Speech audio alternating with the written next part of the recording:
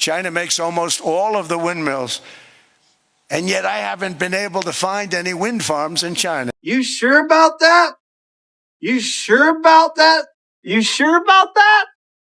They sell them to the stupid people that buy them, but they don't use them themselves. Alright, so Taco, you know, the guy who thinks he knows more about windmills than anyone, told the world not too long ago that China doesn't have any wind farms. Meanwhile, China is literally testing megawatt-class power stations floating in the stratosphere at 6,500 feet. They control 72% of the global wind turbine market. They're building the world's largest wind farm at 20 gigawatts. And Taco's out here saying they don't have any. This is what happens when you're a rich idiot with a microphone. You get to be wrong on a global stage. Let's watch the data destroy his fantasy narrative. China tests world's first megawatt-class airborne wind power airship in real grid-connected trial.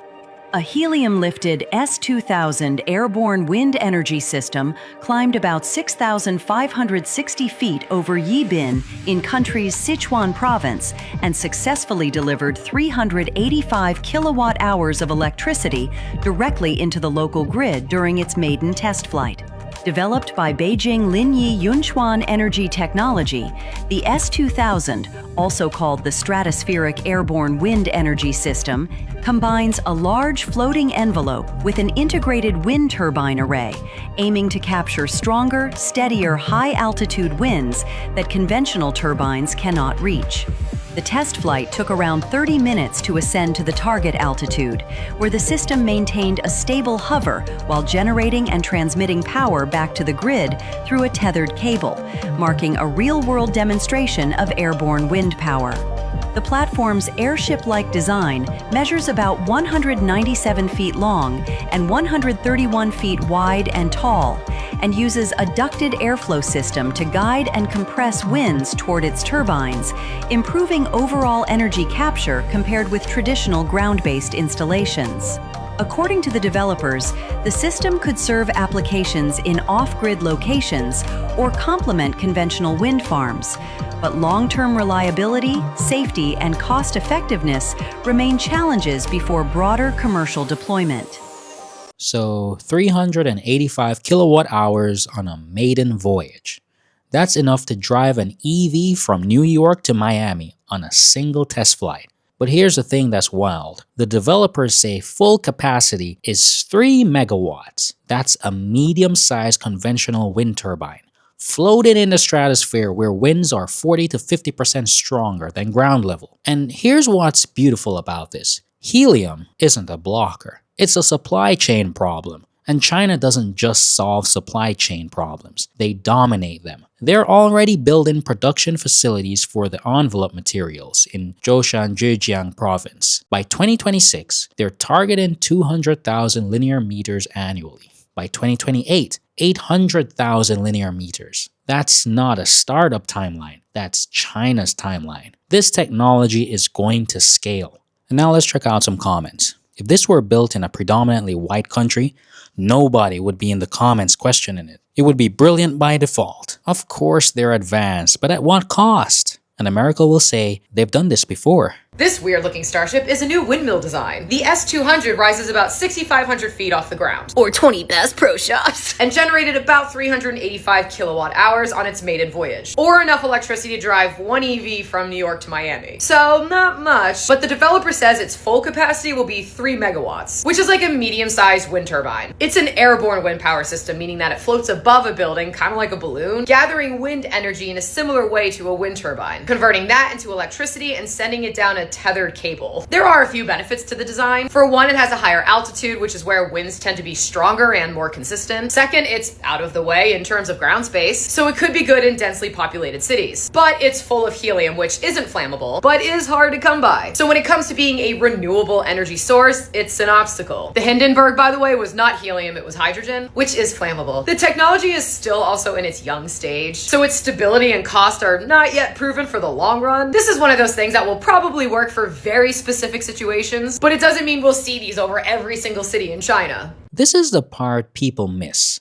It's not just about making more power. It's about where you can make it. Traditional wind farms need massive ground footprints. You need open space. you need to deal with NIMBY opposition.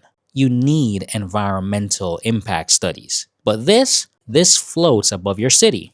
It doesn't consume real estate. It can serve off-grid locations. It's portable. It's the difference between a 2D energy grid and a 3D one. That's infrastructure innovation. And now, you know what? Let's check out some of the hate comments. I think new is a stretch. Wind turbine, we are making energy, not milling flour. And this is just a gimmick.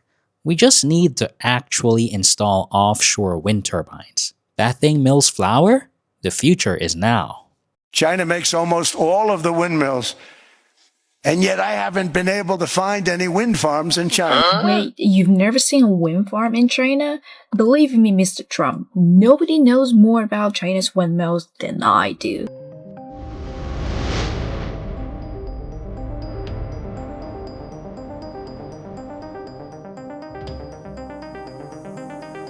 Indeed, China has consistently shared green technology with the world, unlike some who are still caught up in divisive rhetoric. And Mr. Trump, since you hardly dare to face your own country's kill land problem, maybe you shouldn't lecture in China on wind power, right? And what's your take on this? Leave your comments. Okay, let's just stop and call this what it is. Complete bullshit. Taco said he can't find any wind farms in China. He's claiming they don't exist. Let me hit Taco with some numbers that are actually verifiable, not just made up talking points. China controls 72% of the global wind turbine market. They account for 46% of the world's total wind capacity. In 2024 alone, they exported 904 wind turbines to 23 countries, a 41.7% increase from the previous year. And about those wind farms that supposedly don't exist, the Gansu wind farm has planned capacity of 20 gigawatts. That's 20,000 megawatts. America's largest wind farm, about 1.3 gigawatts. So China's single largest wind farm is roughly 15 times bigger than America's. And it's only halfway done. So either Taco is lying, which he does a lot, or he's just too ignorant to use Google. Let's take a look at some more comments. China generates 580 gigawatts of windmill power. All windmills are owned by Chinese government. Not a single Chinese farmer owned a windmill. That's what he was trying to tell you. MAGA spin machine. So juvenile. The good old, I have not seen it, therefore it doesn't exist. All you have to do is say to China, how many windmill areas do you have in China? So far, they're not able to find any. They use coal and they use oil and gas and some nuclear, not much, but they don't have windmills. They make them and sell them to suckers like Europe and suckers like the United States before. Yeah, here they are. I found them. Found them, Mr. President. China uses more wind power than any country in the world by far, and they're responsible for 74% of the current wind projects in the world. They use more wind than coal or natural gas. Yes. This here is the Gansu wind farm in China. It produces enough power to supply 8.7 million homes with over 7,000 wind turbines. And oh, by the way, it's only halfway done. Yeah. And nestled within this giant wind farm are these massive solar farms that are surrounded by rows and rows of wind turbines. It's important to note, especially for you Trump supporters, he's speaking to a room full of people that he's trying to get $100 billion out of. Venezuela and the issues they have, that's only half of it. The other half of the reason there's no chance in hell big oil's going to Venezuela is because this is the moron that's trying to talk him into it. Yeah. Thanks. So here's what Taco doesn't understand, and frankly, neither does most of the West. This isn't just about renewable energy. This is about energy independence and geopolitical power. When China surpassed coal for the first time in 2025, they didn't just hit a renewable energy milestone. They proved they can decouple economic growth from fossil fuel dependency. That's a fundamental shift in how global power works. Meanwhile, the West is still arguing about where to put the wind turbines. China is already 3 steps ahead. They're manufacturing 72% of the world's turbines. building the infrastructure to deploy them, testing next-generation aerial systems, and securing their energy independence. The implications? Energy becomes a Chinese advantage, not a Western one. When you control the supply chain, the technology, and the deployment strategy, you control the future. Taco's still talking about whether wind farms exist. China's already won the energy game. And here are some more comments. Why the hell does China bother him? He has enough problems of ice killings. The infrastructure progress throughout China in the last 30 years is absolutely remarkable.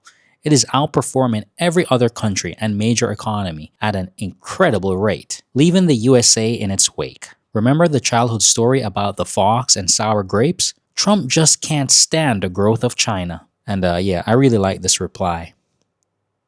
Pretty funny. So here's what we just watched. Taco making up facts about China's energy infrastructure, paired with actual footage of China testing the world's first megawatt-class aerial wind turbine. One is pure fiction, the other is documented reality. While Taco and his buddies were scoring political points, China was literally deploying power stations in the stratosphere. They control 72% of the global wind turbine market. They're responsible for 74% of all current wind projects. They just surpassed coal for the first time in history, and they're building the world's largest wind farm at 20 gigawatts. Taco's still claiming wind farms don't exist in China. The data says otherwise.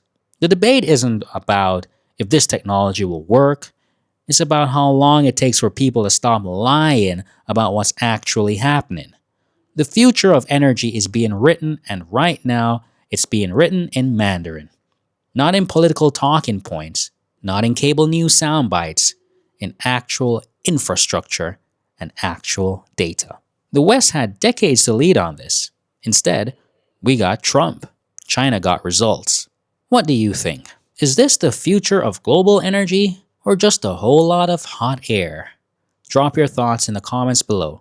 And if you want to stay ahead of the curve on what's really happening in tech, energy, and geopolitics, not the sanitized version you see on the evening news, make sure to like and subscribe. Thanks for watching, and until next time, bye.